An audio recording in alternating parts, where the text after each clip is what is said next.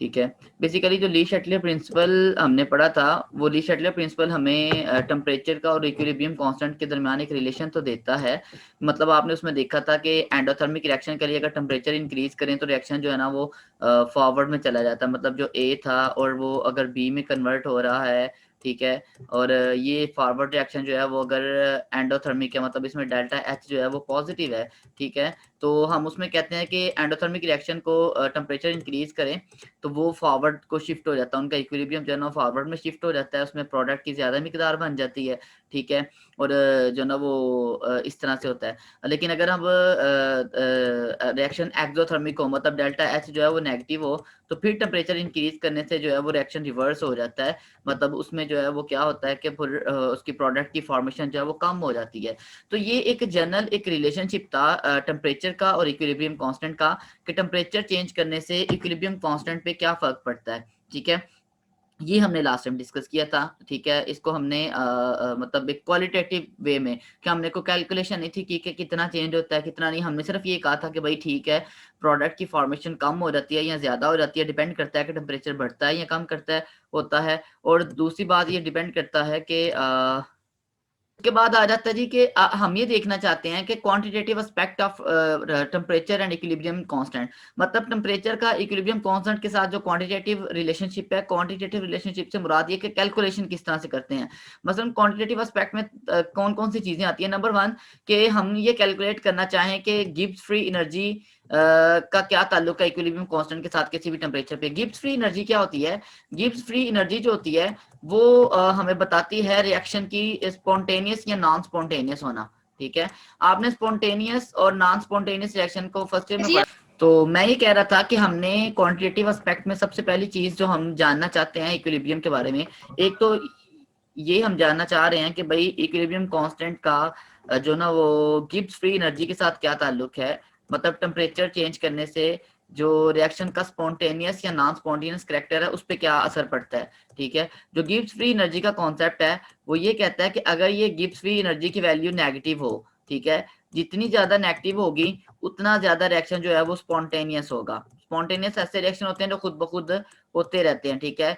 तो उन ऐसे रिएक्शन को हम स्पॉन्टेनियस रिएक्शन कहते हैं, ठीक है। और अगर गिब्स फ्री एनर्जी की वैल्यू जो है वो पॉजिटिव होगी किसी रिएक्शन के लिए, तो वो रिएक्शन जो होता है वो नॉन स्पॉन्टेनियस होगा, वो खुद ब खुद नहीं होता, उसको करवाने के लिए एनर्जी देनी पड़ती है, उसके लिए करवाने के लिए स्पेशल कंडीशंस यूज करनी पड़ती हैं, ठीक है। एक तो ये क्वांटिटेटिव एस्पेक्ट में हमने ये देखना है कि टेम्परेचर चेंज करने से इक्विलिब्रियम का जो स्पॉन्टेनियस इक्विलिब्रियम रिएक्शन जो है उसका स्पॉन्टेनियस और नॉन स्पॉन्टेनियस करेक्टर है उस पर क्या असर पड़ता है। दूसरी चीज हम देखते हैं कि ये कैलकुलेट करना चाहते हैं हम कि इक्विलिब्रियम कांस्टेंट कितना चेंज होता है जब हम टेम्परेचर चेंज करें, ठीक है ना। तो उस पे एग्जैक्ट वैल्यूज क्या आती हैं उसकी। और दूसरा हम ये भी कैलकुलेट करना चाहते हैं कि भाई अगर हमारे पास डिफरेंट टेम्परेचर हो, मतलब एक T1 हो और एक जो है ना वो T2 हो, ठीक है। T1 पे कोई इक्विलिब्रियम की वैल्यू है तो T2 पे इक्विलिब्रियम की वैल्यू क्या होगी। अगर एक पे पता है तो दूसरे पे कैसे फाइंड आउट कर सकते हैं, इसके लिए हमने एक इक्वेशन ड्राइव करनी है, ठीक है। इसी तरह से हम जो है ना वो एक इसमें देखते हैं, इसी तरह से हम इसमें देखते हैं कि जो इक्विलिब्रियम कांस्टेंट में कितना चेंज आता है टेम्परेचर चेंज करने से। तो ये सारी चीजें जो होती हैं वो क्वांटिटेटिवली हमने देखनी है। क्वांटिटेटिवली से मुराद हमने इसको मैथमेटिकली देखना है कि क्या है। तो इसको सब करने के लिए जो क्वांटिटेटिव रिलेशनशिप है between temperature and equilibrium constant वो हमें मिलता है फांट ऑफ इक्वेशन से, ठीक है। ये जो है इसको फांट ऑफ पढ़ते हैं, वेंट ऑफ नहीं पढ़ते या वांट ऑफ नहीं पढ़ते इसको। वी को जो है ना वो एफ का साउंड देते हैं, हम फांट ऑफ पढ़ते हैं, ठीक है। ये फांट ऑफ है, लिखते हैं हम इसको ऐसे ही है, ठीक है, लेकिन पढ़ते फांट है, ठीक है। फांट ऑफ इक्वेशन, तो हमने फांट ऑफ इक्वेशन ड्राइव करनी है, ठीक है। तो फांट ऑफ इक्वेशन क्या है? Delta G not is equal to, अच्छा ये जो होती है ना हमने एक थर्मोडायनामिक से हमारे पास एक रिलेशनशिप आता है फ्री एनर्जी का, कि Gibbs free energy is equal to होती है minus R T L N of K P. ये जो ना वो केमिकल थर्मोडायनामिक्स में हमारे पास एक डेफिनेशन होती है इसकी फ्री एनर्जी की, कि फ्री एनर्जी का और जो ना वो उसके टेम्परेचर का और इक्विलिब्रियम कांस्टेंट का क्या ताल्लुक है। इस रिलेशनशिप में ये जो है ये फ्री एनर्जी है, गिब्स फ्री एनर्जी इसको हम कहते हैं, ठीक है। फ्री एनर्जी, फ्री एनर्जी का मैंने अभी आपको बताया कि ये हमें एस्टिमेशन देती है, कैलकुलेशन देती है किसी रिएक्शन के स्पॉन्टेनियस या नॉन स्पॉन्टेनियस होने के बारे में, या किसी रिएक्शन के बारे में कि ये होगा या नहीं होगा। जितनी फ्री एनर्जी नेगेटिव ज्यादा होगी उतना वो रिएक्शन के होने के चांसेस ज्यादा होंगे। आर जो होता है, आर जो है वो कांस्टेंट है, general gas constant, general gas constant, ये आपने फर्स्ट ईयर में पढ़ा हुआ है, ठीक है। टी जो है वो टेम्परेचर है, और जो के पी है ये इक्विलिब्रियम कांस्टेंट है, ठीक है। ये हमने इक्विलिब्रियम कांस्टेंट पढ़े हैं, के पी के सी और वो सारे, इनमें से हमने के पी को यहाँ डिस्कस कर रहे हैं क्योंकि हमने प्रेशर के रेफरेंस से बात करनी है, ठीक है। अच्छा, ये जो इक्वेशन जो होता है ना, ये भी स्पॉन्टेनियस होने के बारे में दे रही है, जो अभी मैंने बात बताई है कि अगर डेल्टा जी नॉट जो है ना ये नेगेटिव होगी, ये देखें ना ये सारी राइट हैंड साइड नेगेटिव है, तो इसका मतलब ये है कि रिएक्शन जो है वो स्पॉन्टेनियस है। जितनी नेगेटिव वैल्यू ज्यादा होती जाएगी उतना वो ज्यादा रिएक्शन जो है वो स्पॉन्टेनियस होता जाएगा, ठीक है। इस इक्वेशन की मदद से हमने एक इक्वेशन ड्राइव करनी है जिसको हम फांट ऑफ इक्वेशन कहेंगे या फांट ऑफ आइसोकोर भी कहेंगे आगे, ठीक है। तो अच्छा जी, अब हम चलते हैं अपनी डेरिवेशन की जानिब, ठीक है। तो हमने इस इक्वेशन को ना डिफरेंशिएट करना है विद रिस्पेक्ट टू टेम्परेचर और एट कांस्टेंट प्रेशर, ठीक है। ये हम जो काम कर रहे हैं हम इसमें प्रेशर कांस्टेंट रख रहे हैं। डिफरेंशिएशन और इंटीग्रेशन का आपको पता होगा, आपने मैथ पढ़ा पिछले सेमेस्टर में। मैथ में ना दो दो हमारे पास टर्म्स होती हैं, एक होती है डिफरेंशिएशन और एक होती है इंटीग्रेशन। मैथ तो मुझे इतना कोई नहीं आता, लेकिन मैं आपको जो ना वो सिंप्लीफाई जो ना वो कर देता हूँ इस कॉन्सेप्ट को आपके लिए, ठीक है, जितना मुझे आता है। डिफरेंशिएशन का मतलब क्या होता है कि आप एक बड़ी चीज है, ये आपके सामने एक बड़ी चीज है, ठीक है। इसको अगर आप छोटे छोटे पार्ट्स में डिवाइड कर दें, ठीक है, इसको छोटे छोटे पार्ट्स में क्या कर दें, डिवाइड कर दें, ठीक है, तो इस चीज को आप कहते हैं डिफरेंशिएशन, ठीक है। आपने इसके टुकड़े कर दिए, इसके जो ना वो पार्ट्स में डिवाइड कर दिया है, ठीक है। और अगर आप इन पार्ट्स को जोड़ के दोबारा या बड़ी चीज बना रहे हैं तो उसको हम बोलते हैं इंटीग्रेशन, ठीक है। मतलब इंटीग्रेशन ऐसे समझ ले जमा है, और डिफरेंशिएशन डिवीजन है एक तरह से, कि जिसमें आपने होल को पार्ट्स में डिवाइड कर दिया, इंटीग्रेशन में पार्ट्स को होल में जो है वो करते हैं। हम ऐसा क्यों कर रहे हैं, डिफरेंशिएशन यहाँ पे क्यों कर रहे हैं, कि हम बेसिकली जानना ये चाह रहे हैं कि जो इक्विलिब्रियम कांस्टेंट है, अगर टेम्परेचर चेंज करें तो इक्विलिब्रियम कांस्टेंट पे जो कितना जो है ना उसमें चेंज आता है उसको फाइंड आउट करने के लिए हम उसकी डिफरेंशिएशन कर रहे हैं, ठीक है। और डिफरेंशिएशन को रिप्रेजेंट करते हैं दो तीन तरह से, एक इसको डेल्टा से भी रिप्रेजेंट करते हैं, इसको करली से भी रिप्रेजेंट करते हैं, इसको डी से भी रिप्रेजेंट करते हैं। ये तीनों जो ना वो डिफरेंशियल्स को डिफरेंशिएशन के साइन है। ये पार्शियल डिफरेंशिएशन है, ये टोटल डिफरेंशिएशन है, ठीक है। ये जो साइन हम इसका यूज करते हैं तो ये भी सिंपल डिफरेंशिएशन का साइन है, डेल्टा, ठीक है। तो ये हम साइन यूज करते हैं। तो डिफरेंशिएशन इसकी जब हमने की, ठीक है, तो अच्छा एक बात याद रखिएगा कि डिफरेंशिएशन जो होती है वो हमेशा जो है ना वो हम वेरिएबल की करते हैं, जो चीज कांस्टेंट हो उसकी डिफरेंशिएशन नहीं होती, ठीक है। अब देखिए हमारे पास जो इक्वेशन थी ना, जो मैंने पिछले पेज पे लिखी है, delta G not is equal to minus R T, ठीक है, R T L N of K P, ठीक है। अब ये जो इक्वेशन है ना, इसमें ये जो लेफ्ट हैंड साइड है इसमें ये एक ही वेरिएबल है, ठीक है, जो चीज चेंज हो सकती है। ये वाला जो है ना ये कांस्टेंट है, इसकी डिफरेंशिएशन नहीं होती, ठीक है। और ये जो है ना टी, ये भी वेरिएबल है, एलन ऑफ के पी भी क्या है, वेरिएबल है, ये चेंज हो सकता है। अच्छा, जब दो वेरिएबल होना तो फिर हम एक फार्मूला अप्लाई करते हैं, u into V formula. u into V formula देखे ना, लेफ्ट हैंड साइड की सिंपल आपने डिफरेंशिएशन ऐसे ही लिख ली, कर ली over curly T. Curly T का मतलब ये कि आपने उसमें फाइंड आउट करना था चेंज ऑफ टेम्परेचर के साथ, आपने उसको डिफरेंशिएट करना था विद रिस्पेक्ट टू टेम्परेचर, ठीक है। तो ऊपर करली डेल्टा जी नॉट और करली टी, इसको वैसे लिख लिया। जब आप जो राइट हैंड साइड है इसमें आपके पास दो वेरिएबल हैं, तो इसमें हम क्या करते हैं, दोनों को एक एक दफा कांस्टेंट कंसीडर करते हैं। मसलन एक दफा हम कंसीडर कर लेते हैं कि आर और जो एलन ऑफ के है ये कांस्टेंट है, आर और एलन ऑफ के कांस्टेंट है, और जो टी है उसको हमने करली टी को जो ना वो करली टी के साथ डिफरेंशिएट कर दिया, ठीक है। दूसरी तरफ आपने फर्ज किया कि आर और टी कांस्टेंट है, और करली एलन ऑफ के पी, उसकी के पी की डिफरेंशिएशन कर दी टेम्परेचर के साथ, ठीक है। तो यहाँ पे ये तो कट जाता है, तो यहाँ पे बचेगा minus are Elon of K P, ठीक है, और इधर बच जाएगा ये सारे का सारा वैसे का वैसा ही रहेगा। इसको हम बोलते हैं u into V formula. u into V formula में हम अगर दो वेरिएबल हो तो एक दफा एक को कांस्टेंट कंसीडर करके दूसरे की डिफरेंशिएशन करवाते हैं, दूसरी दफा दूसरे को कांस्टेंट कंसीडर करके उसकी डिफरेंशिएशन करवाते हैं। तो उससे हमारे पास जो ना एक इक्वेशन आ गई, minus R L N of K P minus R T curly L N of K P over curly T. अब हमने दोनों साइड्स को टी से मल्टीप्लाई किया, ठीक है, इसको भी टी से मल्टीप्लाई किया, ठीक है, इसको भी टी से मल्टीप्लाई किया और इसको भी टी से मल्टीप्लाई किया। ये minus R T L N of K P हो गया, ये minus R T square L N of curly L N of K P और करली टी हो गया। अब ये वाली जो ये वाला इसका जो पार्ट है, ये वाला जो इतना पार्ट है, ये हम अभी कह के आए हैं कि ये इज इक्वल टू होता है डेल्टा जी नॉट के, ठीक है, ये डेल्टा जी नॉट के इक्वल होता है। तो इसको डेल्टा जी नॉट के इक्वल करके तो हमारे पास ये इक्वेशन आ गई, delta G not minus R T square curly L N of K P और करली टी, और इधर टी ये वाली साइड जो है वो वैसे की वैसे ही आ रही है, ठीक है, ये इसमें कोई चेंज नहीं आई।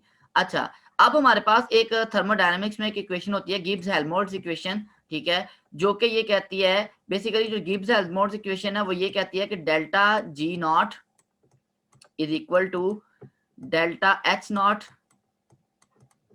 ठीक है, plus T into curly delta G not over curly T, ठीक है। अच्छा, इस सारी इक्वेशन में ना एक बात याद रखिएगा कि हम यहाँ पे ना छोटा सा पी लिख रहे हैं।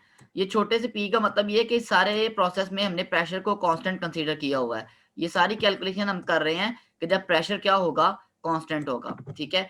तो इस इक्वेशन को, ये जो मैंने राइट साइड पे रेड इक्वेशन लिखी है, इसको अगर हम चेंज करें तो वो बन जाता है delta G not minus delta H, अगर डेल्टा एच नॉट को इस तरफ ले जाए माइनस डेल्टा एच नॉट, ठीक है, और ये हमारे पास जो ना वो ये वाली इक्वेशन बन जाती है, ठीक है, T into curly delta G not. जी सर, पहली इक्वेशन में देखें आर टी लिखा हुआ है सिंपल, और दूसरी में आर टी का स्क्वायर हो गया, टी स्क्वायर कैसे हो गया? वो उसको टी के साथ मल्टीप्लाई किया ना दोनों साइड्स को, जब टी इस तरफ मल्टीप्लाई होगा ना, इसको टी के साथ जब मल्टीप्लाई करेंगे तो ये इसके साथ भी मल्टीप्लाई होगा और इसके साथ भी होगा मल्टीप्लाई, ठीक है, ये बन जाएगा R T L N of K P और ये बन जाएगा R T square L N of K P, curly L N of K P और करली टी। जी समझ आइए? जी सर। अच्छा, अब ये करने के बाद हमारे पास ये जो इक्वेशन है इसको गिब्स हेल्महोल्ट्ज इक्वेशन कहते हैं। अब इस इक्वेशन के मुताबिक ये वाली जो वैल्यू है, जो ये वाली है, ठीक है, बेसिकली ये किसके इक्वल है, ये इक्वल है जी इसके, मतलब ये दोनों आपस में एक दूसरे के क्या हैं, इक्वल हैं, ठीक है। तो मतलब ये करली डेल्टा जी और डेल्टा जी नॉट और करली टी को इक्वल किया है एक तरफ हमने, ये जो इक्वेशन है इसमें जो है ना वो हम इसको इक्वेशन का नाम नंबर दे देते हैं इक्वेशन 3, ठीक है, इसको इक्वेशन 3 का नाम दे देते हैं। तो इक्वेशन 3 और ये इक्वेशन 4 है। इक्वेशन 3 और 4 को अब हम कंपेयर करेंगे। जब इक्वेशन 3 और 4 को कंपेयर करेंगे तो हमारे पास जो बचेगा वो ये बचेगा जी, R T square curly L N of K P over curly T is equal to delta H not. तो ये जो इक्वेशन है, इस इक्वेशन की मदद से हम क्या क्या कैलकुलेट कर सकते हैं, अगर हमें रेट ऑफ चेंज ऑफ ये पता हो, ये जो ब्रैकेट के अंदर है चीज, ये है rate of change of equilibrium constant with respect to temperature, कि टेम्परेचर चेंज करने से फर्ज करें आपने टेम्परेचर 10 से 20 किया है तो केपी की वैल्यू में कितना चेंज आएगा, वो ये वाला इक्वेशन है, और ये सिंपल टेम्परेचर का स्केयर है। तो इस इक्वेशन की मदद से हम कैलकुलेट क्या कर रहे हैं, बेसिकली हम इंथाल्पी कैलकुलेट कर रहे हैं। इसको हम बोलते हैं डेल्टा एच नॉट को हम बोलते हैं standard free enthalpy, standard free enthalpy, ठीक है। ये जो फ्री इंथाल्पी है ये किसी रिएक्शन के एक्सोथर्मिक या एंडोथर्मिक होने के बारे में इंफॉर्मेशन देती है कि वो रिएक्शन एक्सोथर्मिक होगा या एंडोथर्मिक होगा, उसको कैलकुलेट करते हैं कि उसकी डेल्टा एच नॉट पॉजिटिव होगी या नेगेटिव होगी, ठीक है। और यहाँ पे हमने उसको पार्शियल डिफरेंशिएशन को टोटल डिफरेंशिएशन में कन्वर्ट कर दिया, करली को डी में कन्वर्ट कर दिया। वजह उसने कहा जी क्योंकि इस तरफ सिर्फ एक वेरिएबल है, इस वजह से हमने इसको जो है ना वो उसमें चेंज कर दिया। टी है ना सिर्फ वेरिएबल, ये केपी तो कांस्टेंट है, ठीक है, आर भी कांस्टेंट है, तो टी यहाँ पे क्या है, वेरिएबल है, इस वजह से हमने इसको डी में चेंज कर दिया, ठीक है।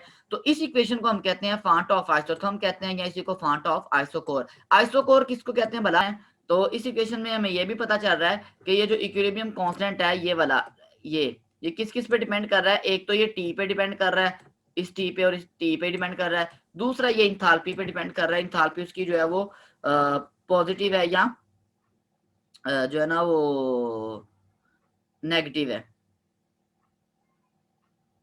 ठीक है, तो इस तरह से हम उसको, अच्छा ये हाँ एक और बात, ये आइसोकोर का मतलब सेम वॉल्यूम होता है, सॉरी सेम प्रेशर नहीं होता, सेम वॉल्यूम। देखें जब आपने प्रेशर कांस्टेंट रखा है ना तो वॉल्यूम नहीं चेंज होगा जब तक आप टेम्परेचर को चेंज नहीं करेंगे जी।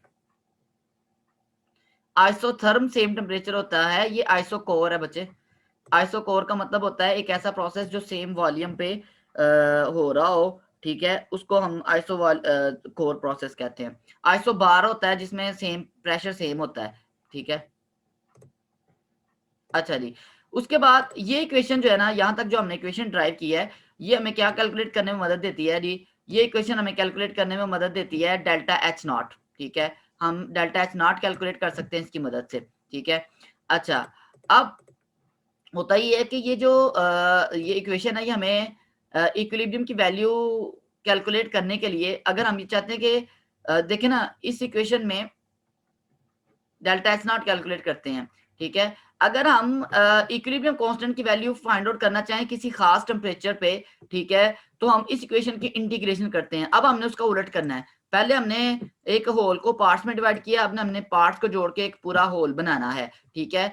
इस प्रोसेस के लिए हम कंसीडर करते हैं कि ये डेल्टा एच नॉट जो है वो कांस्टेंट है, ठीक है, बाकियों की हमने जो ना वो इंटीग्रेशन कर देनी है। अब इंटीग्रेशन कांस्टेंट की नहीं होती, तो इंटीग्रेशन करने से पहले ये जो इक्वेशन पीछे हमने लिखी थी, इसमें पहले वेरिएबल को सेपरेट करते हैं, एक वेरिएबल एक तरफ, दूसरा वेरिएबल दूसरी तरफ, ठीक है। तो हमने D L N of K P को एक तरफ कर लिया, ठीक है, और जो ना वो डी टी को उधर ले गए, तो D T over T square ये वेरिएबल है, ठीक है। ये जो है ना ये वाला delta H not over R ये कांस्टेंट है, ठीक है। कांस्टेंट का कांस्टेंट की इंटीग्रेशन नहीं होती, इसको इंटीग्रेशन नहीं करवाते, सिर्फ इस वेरिएबल की इंटीग्रेशन होगी और इस वेरिएबल की क्या होगी, इंटीग्रेशन होगी, ठीक है। इंटीग्रेशन का साइन ये होता है, ये जो समेशन का साइन भी होता है, तो इंटीग्रेशन के साइन में लिखते हैं इसको, तो इंटीग्रेशन ये डिफरेंशियल का साइन है L N of K P. अब देखें एक बात याद रखिएगा कि जो इंटीग्रेशन है और जो डिफरेंशिएशन है वो एक दूसरे का उलट है, ठीक है, वो एक दूसरे का इनवर्स है, वो एक दूसरे को कैंसल आउट भी करते हैं, ठीक है। अब यहाँ पे देखें के L N of K P की भी हम डिफरेंशिएशन भी कर रहे हैं और इंटीग्रेशन भी कर रहे हैं, तो मतलब इसमें ओवरऑल कोई चेंज नहीं आ रहा है। ये यूं समझें कि इसकी इंटीग्रेशन और डिफरेंशियल और इंटीग्रेशन इंटीग्रल एक दूसरे को जो ना वो कैंसिल कर रहे हैं, ठीक है। तो यहाँ से ये L N of K P ही बच जाएगा, मतलब ये सिंपल इसका आंसर जो है वो L N of K P ही होगा, क्योंकि हमने उसकी डिफरेंशिएशन भी कर दी और उसकी इंटीग्रेशन भी कर दी। तो इंटीग्रेशन और डिफरेंशिएशन करने से कोई फर्क नहीं पड़ता, मतलब एक चीज ये ऐसे ही है कि आप किसी चीज में 2 प्लस करके 2 माइनस कर दें तो उसमें कोई चेंज नहीं आती। अब ये जो इसकी इंटीग्रेशन तो होती नहीं delta H not over R की, ये जो है ना वेरिएबल इसकी इंटीग्रेशन ये नीचे शो की हुई है। जब आपके पास वेरिएबल जो ना वो बटे में होता है और उसकी पावर -2 हो, वेरिएबल की पावर -2 हो, ठीक है, जो और वो डी टी के साथ अपने डिफरेंशियल के साथ मल्टीप्लाई हो रहा हो, तो ऐसी सूरत हाल में क्या होता है हमारे पास एक फार्मूला होता है कि हम इस पावर में +1 करते हैं, ठीक है, माइनस में 2 + 1, और जो भी होता है पूरी पावर इसको नीचे बटे में लिख देते हैं, उससे डिवाइड कर देते हैं। मतलब जो टी की पावर -2 थी, ठीक है, उसको उसमें +1 किया और ये जितनी टोटल पावर बन गई है इसी से उसको क्या कर दिया, डिवाइड कर दिया, ठीक है। तो इस तरह करने से हमारे पास जो आंसर आता है -1/t। -1/t कैसे आता है, देखिए ऊपर हमारे पास बचता है t की पावर -1 और नीचे बचता है -1, ठीक है। ये नीचे वाला जो -1 है ये पूरी इक्वेशन को माइनस कर देता है, -t-, ठीक है। और ये जो t की पावर -1 है इसका मतलब t जो है वो बटे में है, 1/t है, ठीक है। तो इस तरह से ये जो ना वो हमारे पास जो ना वो इसका इंटीग्रेशन का जवाब ये आता है, इतने पार्ट की जो इंटीग्रेशन है उसका आंसर ये आया है, ठीक है। अब इसको इसके साथ लिख देते हैं, तो अब हमारे पास जो फाइनल इंटीग्रेशन का, हाँ एक बात याद रखें हमेशा इंटीग्रेशन में, एक तो आपके पास इंटीग्रेशन का आंसर आया L N of K P left hand side का, राइट हैंड साइड का आंसर आया delta H not over R T, ये माइनस के साइन साथ शो कर रहा है, वो -1/t को इसके साथ ही लिख दिया है। और हमेशा इंटीग्रेशन में एक हमारे पास प्लस की वैल्यू आती है सी, जिसको हम कहते हैं इंटीग्रेशन कांस्टेंट, ठीक है। अच्छा, अब इस इक्वेशन को हम आगे यूज करेंगे स्ट्रेट लाइन इक्वेशन के लिए भी। तो इसका हम ले लेते हैं एंटी लॉग, ये लॉग है ln, इसका हम एंटी लॉग लेंगे। तो अगेन वही काम होगा कि जो है ना वो लॉग का जब एंटी लॉग लेंगे, ln का लॉग का एंटी लॉग लेंगे तो वो तो कैंसिल हो जाएगा, तो ये बाकी जो है वो सिर्फ kp बच जाएगा। ठीक है, बाकी जो चीजें जब उनका एंटी लॉग लेंगे तो वो e की पावर में चली जाएंगी। ठीक है, ये सारा जो है ना वो e की पावर में चला गया ये। ठीक है, और जब दो चीजें प्लस हो रही हों तो उनकी e की पावर जो है ना उनके अलग अलग से लिख सकते हैं, e की पावर c और e की power minus delta H not over R T. ये ऐसे ही है कि जो पावर्स आपस में जब दो चीजें आपस में मल्टीप्लाई हो रहे हो तो उनकी पावर ऐड होती है, तो उसको हम अलग अलग भी लिख सकते हैं। ई सी को हमने ए कह दिया है। ठीक है, एक नया कांस्टेंट बना दिया है, इसको हम बोलते हैं आर्हीनियस कांस्टेंट भी बोलते हैं इसको। ठीक है, और ई की power minus delta H not over R T. ठीक है, तो ये हमारे पास एक इक्वेशन आ गई, Kp is equal to A E raise to power minus delta H not over R T. ये इसकी जो है ना वो हम लेते हैं एंटी लॉग की उसकी जो फॉर्म है। अच्छा, ये जो इक्वेशन ऊपर मैंने लिखी थी, ये जो नीचे भी आई है, इस इक्वेशन को हम कहते हैं ये स्ट्रेट लाइन इक्वेशन है। स्ट्रेट लाइन से क्या मुराद है ये मैं आगे एक्सप्लेन करता हूँ। उससे पहले ये जो ऊपर वाली इक्वेशन है, ये वाली जिससे मैंने तीर का निशान लगाया, ये क्या शो कर रही है? ये शो कर रही है कि अगर हम टेम्परेचर बढ़ाएंगे तो केपी भी बढ़ेगा। ठीक है, क्यों? क्योंकि और ये तब होगा कि जब ये सारी इक्वेशन माइनस है। ठीक है, तब टेम्परेचर बढ़ेगा तो केपी भी बढ़ेगा। लेकिन अगर ये वाली इक्वेशन जो राइट हैंड साइड वाली पॉजिटिव हो जाएगी ना, डेल्टा एच नॉट, अगर ये सारा कुछ पॉजिटिव होगा तो फिर क्या होगा? फिर तो इनवर्स रिलेशनशिप है। ठीक है, फिर इनवर्स रिलेशनशिप है, फिर टेम्परेचर बढ़ने से केपी जो है वो कम होगा। ठीक है, अच्छा अब आ जाते हैं स्ट्रेट लाइन इक्वेशन से क्या मुराद है, मैंने इसको स्ट्रेट लाइन इक्वेशन क्यों कहा है। ठीक है, इक्वेशन ऑफ स्ट्रेट लाइन हमारे पास होती है जिसको हम कहते हैं जी एम एक्स। ठीक है, इक्वेशन ऑफ स्ट्रेट लाइन होती है y is equal to m x plus minus c. ठीक है, अब ये क्या चीज है? इसमें y वो चीज है, स्ट्रेट लाइन बेसिकली एक ग्राफ में हमारे पास जो इस तरह की लाइन आती है उसको हम स्ट्रेट लाइन बोलते हैं। ठीक है, उसको हम बोलते हैं जी स्ट्रेट लाइन। और स्ट्रेट लाइन की जो ऐसी इक्वेशन जिसका ग्राफ जो है वो एक स्ट्रेट लाइन दे, उसको हम बोलते हैं जी स्ट्रेट लाइन इक्वेशन बोलते हैं। ठीक है, तो इस स्ट्रेट लाइन इक्वेशन में क्या क्या होता है? इसमें y वो चीज है जो हमने y एक्सिस पे लेनी है। ठीक है, y वो चीज है जो हमने लेनी होती है y एक्सिस पे। ठीक है, x वो है जो हमने लेना होता है x एक्सिस पे। और ये जो m है ना, ये हमारे पास आता है स्लोप से। ठीक है ना, स्लोप की वैल्यू कैसे कैलकुलेट करते हैं कि इस स्लोप का हम x एक्सिस के साथ एंगल लेते हैं। ठीक है, इस एंगल थीटा का हम tan लेते हैं, tan थीटा। ठीक है, ये tan थीटा जो है ये हमारे पास किसकी वैल्यू होती है? स्लोप की वैल्यू होती है। और ये जो c होता है ये इंटरसेप्ट होता है। इंटरसेप्ट होता है कि देखें ये जो स्ट्रेट लाइन है ये यहाँ से शुरू हो रही है, ओरिजिन से लेके यहाँ तक का जो फासला है इसको हम c या इंटरसेप्ट कहते हैं। ये एक स्ट्रेट लाइन इक्वेशन होती है। ठीक है, अब स्ट्रेट लाइन इक्वेशन में कह रहा हूँ कि जो हमारे पास ऊपर इक्वेशन आई थी ना, ये वाली जिसको मैं दोबारा लिख रहा हूँ कि kp is equal to delta H not minus delta H not over R. ठीक है, इंटू 1 ओवर टी को मैंने अलहदा लिख दिया है। ठीक है, और प्लस सी। अब ये जो इक्वेशन है ये स्ट्रेट लाइन इक्वेशन कैसे है कि इसमें केपी जो है वो अगर उसको वाई एक्सिस पे लिया जाए और 1/t को अगर हम लिया जाए एक्स एक्सिस पे। ठीक है, तो क्या होता है? ये वाली जो वैल्यू है ये स्लोप को शो करती है, ये m के इक्वल है, स्लोप है, यानी ये इस इक्वेशन में m को शो कर रही है। ठीक है, और c जो है वो इंटरसेप्ट है। यहाँ पे एक बात याद रखें कि देखें आपने जब ग्राफ ड्रॉ करना है, ठीक है, तो आपने y एक्सिस पे लिया kp। ठीक है, x एक्सिस पे आपने लिया 1/t। ठीक है, अब आपके पास जो स्लोप आएगी वो नेगेटिव है। नेगेटिव स्लोप ऊपर से नीचे की तरफ होती है। ठीक है, और पॉजिटिव स्लोप नीचे से ऊपर की तरफ होती है। ठीक है, यहाँ पे स्लोप है नेगेटिव।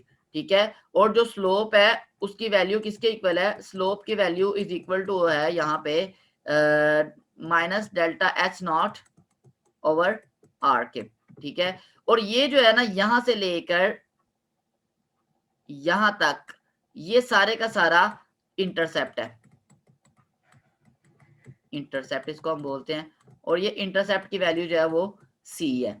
ठीक है, इस तरह से जो है ना वो हम ये स्ट्रेट लाइन इक्वेशन इसकी अगर बनाएं तो इस इक्वेशन स्ट्रेट लाइन इक्वेशन का फायदा क्या होता है? स्ट्रेट लाइन इक्वेशन का फायदा ये है कि भाई अगर हमारे पास केपी हो और 1/t की मुख्तलिफ वैल्यूज हो, टी की मुख्तलिफ वैल्यूज हो, तो हम क्या कैलकुलेट कर सकते हैं, हम ये स्लोप, अब देखें ना स्लोप की वैल्यू कैसे आती है, स्लोप इज इक्वल टू होती है tan थीटा, ठीक है। तो tan थीटा बराबर है minus delta H not over R K, ठीक है। और अगर हम आर को दूसरी तरफ ले जाएं तो हमारे पास बनता है G minus delta H naught is equal to tan theta into R, ठीक है। तो इस इक्वेशन की मदद से हम डेल्टा एच नॉट कैलकुलेट कर सकते हैं, लेकिन उसके लिए देखें आपको डिफरेंट वैल्यूज चाहिए केपी की और टी की। आप मतलब टी को भी चेंज कर रहे हैं, केपी को भी चेंज कर रहे हैं। ग्राफ कैसे ड्रॉ करते हैं कि आपके पास ये दोबारा मैं इसको ड्रॉ कर रहा हूँ कि ग्राफ ड्रॉ करते हैं कि आपके पास केपी की वैल्यूज होती हैं, मसलन केपी की वैल्यूज हैं आपके पास केपी 1 है, केपी 2 है, केपी 3 है, केपी 4 है, ठीक है। ये आपके पास 3-4 वैल्यूज है फर्ज करें केपी की। इसी तरह आपके पास टेम्परेचर की भी वैल्यू होंगी T1, T2, T3, T4। तो आप क्या करेंगे, केपी की वैल्यू को वाई एक्सिस पे लेना है आपने, केपी को वाई एक्सिस पे, और टेम्परेचर के इनवर्स को लेना है 1/t पे। तो एक वैल्यू ये आ गई, फर्ज करें यहाँ पे आ गई, यहाँ ये नेगेटिव स्लोप है, एक वैल्यू यहाँ पे आ गई, एक यहाँ पे आ गई, एक यहाँ पे आ गई, एक यहाँ पे आ गई। तो इस तरह से आपके पास एक स्लोप आ जाती है नेगेटिव, ठीक है। इस स्लोप का आप tan थीटा मालूम करते हैं। tan थीटा कैसे फाइंड आउट करते हैं, आप इसका एंगल फाइंड आउट करते हैं एक्स एक्सिस के साथ, ये एंगल थीटा मालूम करते हैं, इसका थीटा, इस थीटा का आप ले लेते हैं tan थीटा, ठीक है। और वो जो tan थीटा है वो इज इक्वल टू होता है स्लोप की वैल्यू के, ठीक है। फर्ज करें वो वैल्यू 10 आ रही है, तो ये 10 वैल्यू इज इक्वल टू होगी minus delta H not over R K. R हमारे पास कांस्टेंट है तो उसको 10 से ज़रब दे के हमारे पास डेल्टा एच नॉट की वैल्यू आ जाएगी। तो मतलब इसकी मदद से हम इंथाल्पी, स्टैंडर्ड जो इंथाल्पी है उसको हम कैलकुलेट कर सकते हैं। हाँ, एक और बात ये है कि वो कहता है कि अगर एक्सोथर्मिक रिएक्शन होगा तो स्लोप पॉजिटिव होगी। क्यों, देखें आपको इक्वेशन से पता चल रहा है कि Kp is equal to minus delta H not, ठीक है, over R into 1/t plus C. अब देखिए ना, अगर डेल्टा एच नॉट नेगेटिव है एक्सोथर्मिक रिएक्शन के लिए, डेल्टा एच नॉट जो होती है वो नेगेटिव होती है, डेल्टा एच नॉट नेगेटिव होती है एक्सोथर्मिक रिएक्शन के लिए। तो एक्सोथर्मिक रिएक्शन के लिए अगर ये वाला इसको नेगेटिव कर देंगे तो ये नेगेटिव नेगेटिव पॉजिटिव हो जाएगा। तो मतलब आपके पास स्लोप जो है वो पॉजिटिव आएगी एक्सोथर्मिक रिएक्शन के लिए, ठीक है। स्लोप पॉजिटिव होने का मतलब क्या है कि आपके पास जो ग्राफ है उसकी शेप चेंज हो जाएगी। अब स्लोप जो है वो नीचे से ऊपर की तरफ होगी, और ये इंटरसेप्ट है, ये केपी है, वाई एक्सिस पे केपी है, एक्स एक्सिस पे 1/t है। ये अब आपकी जो स्लोप है इसका ये एंगल थीटा, ठीक है, ये is equal to tan theta, इसको हम कहते हैं tan थीटा, ये वैल्यू होती है स्लोप के इक्वल, और यहाँ पे स्लोप इज इक्वल टू है delta H not over R K, ठीक है। तो इस तरह से आप जो ना वो ग्राफ ड्रा करते हैं। एक बात याद रखिएगा, जब आपको ये वाला अगर पेपर में क्वेश्चन आता है, डेरिवेशन आती है, तो आपने ग्राफ लाजमी बनाना होता है। दो ग्राफ बना सकते हैं, एक पॉजिटिव स्लोप के साथ, एक नेगेटिव स्लोप के साथ, ठीक है। जनरल आपने ग्राफ में सिर्फ ये शो करना है कि एक्स एक्सिस पे क्या लिया है, वाई एक्सिस पे क्या लिया है, स्लोप की वैल्यू tan थीटा किसके इक्वल है, और ये जो है वो सी है, यानी जिसको इंटरसेप्ट कहते हैं, ठीक है। तो ये इसकी एक जो ना वो ग्राफिकल रिप्रेजेंटेशन थी।